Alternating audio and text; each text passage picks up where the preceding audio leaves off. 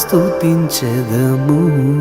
நானும் என் வீடும் என் வீட்டாரனைவரும் ஓயாமல் நன்றி சொல்வோம்.